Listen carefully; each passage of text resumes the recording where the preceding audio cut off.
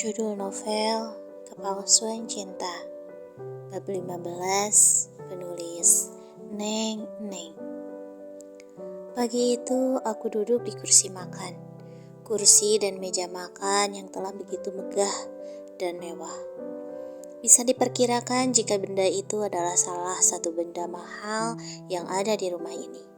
Ditambah dengan makanan yang sudah tertata rapi menghiasi meja tersebut. Ada banyak jenis makanan yang sudah tersedia di sana. Para asisten rumah tangga dengan begitu telaten dan hati-hati tengah sibuk menyiapkan segalanya. Aku menatap mereka dengan tatapan datar. Semuanya terasa asing bagiku.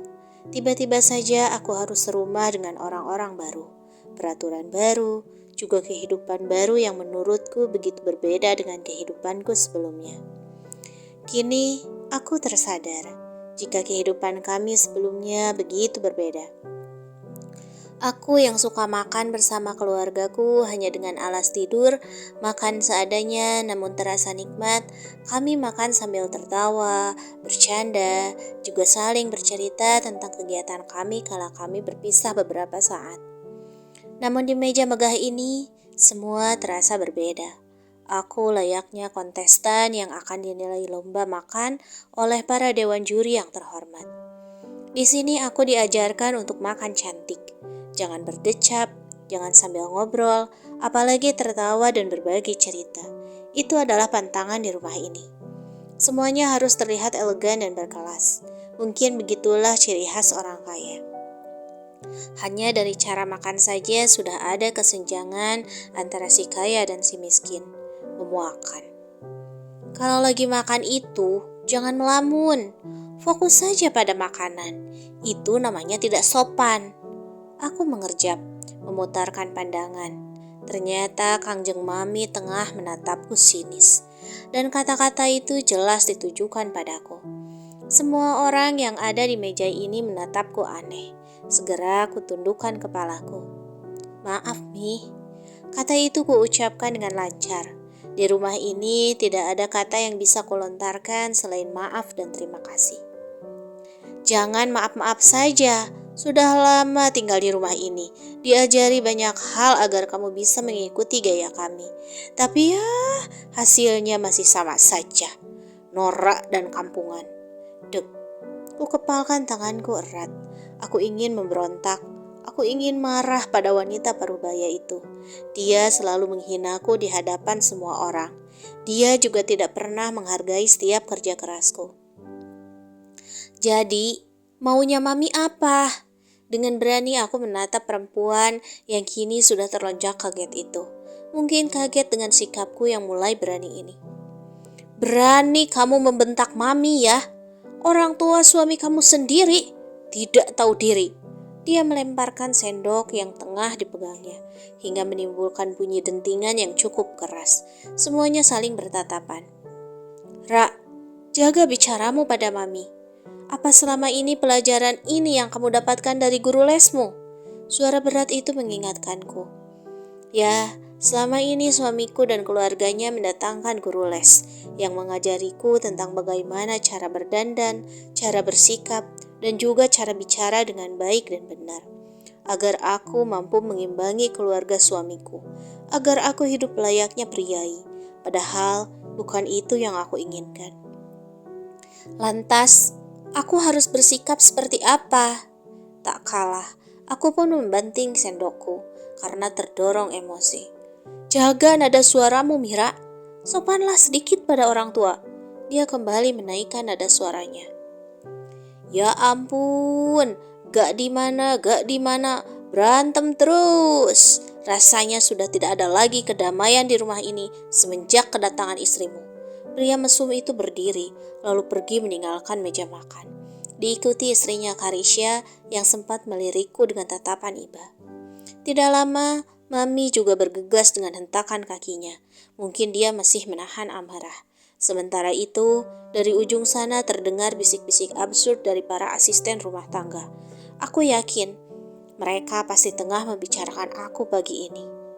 Sekali lagi kamu bersikap seperti itu, maka aku akan menghukummu, Ra. Pria itu masih saja memberikan ultimatum padaku. Tidakkah dia memahami hatiku? Hatiku sakit kalau harus terus diperlakukan layaknya manusia bodoh di rumah ini. Hukuman? Hukuman apa yang mau kamu berikan padaku? Padahal aku sudah muak berada di rumahmu. Pulangkan saja aku ke rumah ibuku, teriakku frustasi. Rak, tamparan itu mendarat di pipi mulusku. Refleks, aku memegangnya.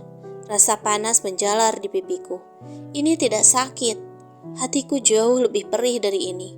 Hanya karena hal sepele, tapi jadi merembet kemana-mana. Bahkan sampai tamparan itu kembali menghampiri pipiku.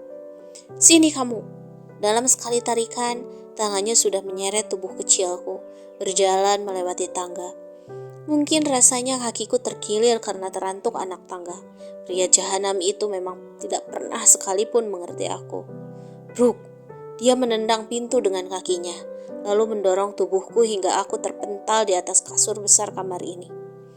Jangan pernah sekali-kali kamu mengatakan ingin dipulangkan. Dia menunjuk wajahku yang sudah merah padam. Rasa perih masih terasa akibat tamparannya.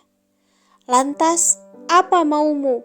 Ibumu tidak pernah menyukaiku, tapi kamu selalu memaksaku untuk tetap bersikap hormat padanya. Kamu sungguh memuakan. Aku membencimu dari hati, terlebih hingga ke nadiku. Teriakku frustasi. Ah! Pria itu membanting apa saja yang berada di dekatnya dengan brutal. Matanya memerah, rahangnya mengetat. Dia menatapku tajam. Jaga ucapanmu, Mira. Suaranya begitu mengganggu pendengaranku, memekakan telinga.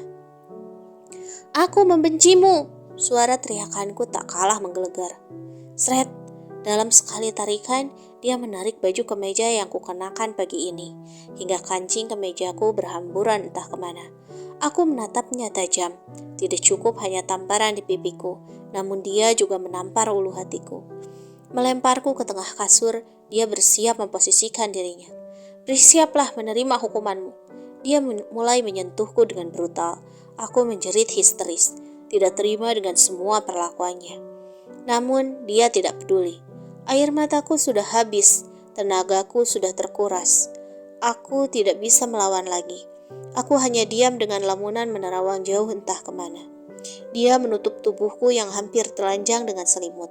Lalu dia turun dari ranjang dan berjalan memunguti pakaiannya sendiri, memakainya kembali dengan rapi. Lihatlah sikap semena-menanya setelah semua yang dia lakukan.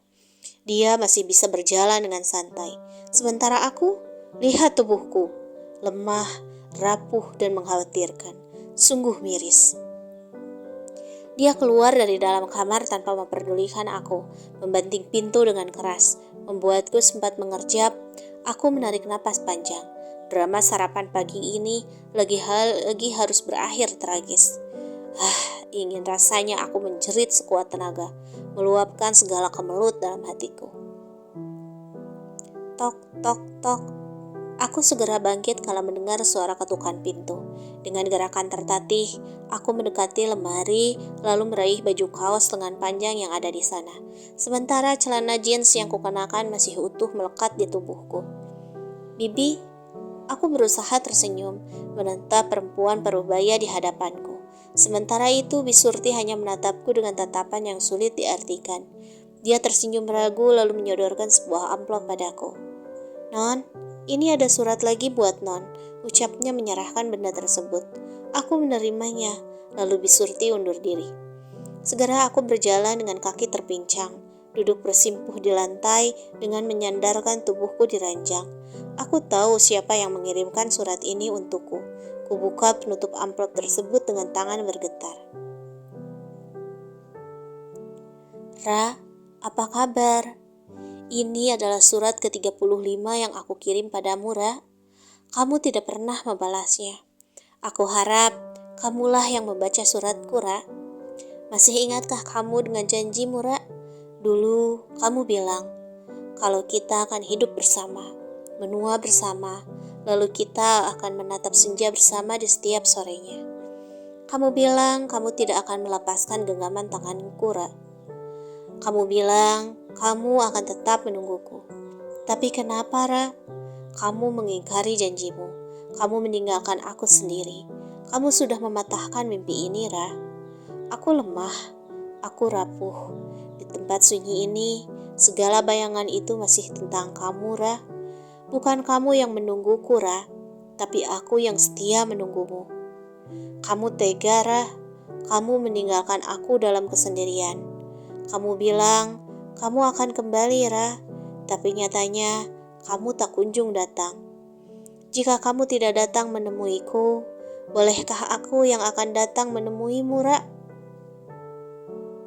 Arka, cinta ini masih untukmu. Datanglah, jemput aku. Hai teman-teman, jangan lupa buat like, komentar, share, subscribe video ini ya. Jangan lupa juga untuk klik tombol loncengnya agar kamu tidak ketinggalan untuk chapter-chapter selanjutnya dari novel ini. Terima kasih banyak untuk teman-teman yang sudah membaca ataupun mendengarkan video ini ya. Dukungan dari kalian sangat berarti bagiku, karena dengan dukungan kalian akan membuat aku menjadi semakin semangat untuk membuat video-video selanjutnya. Terima kasih banyak teman-teman. See you next video ya. Bye.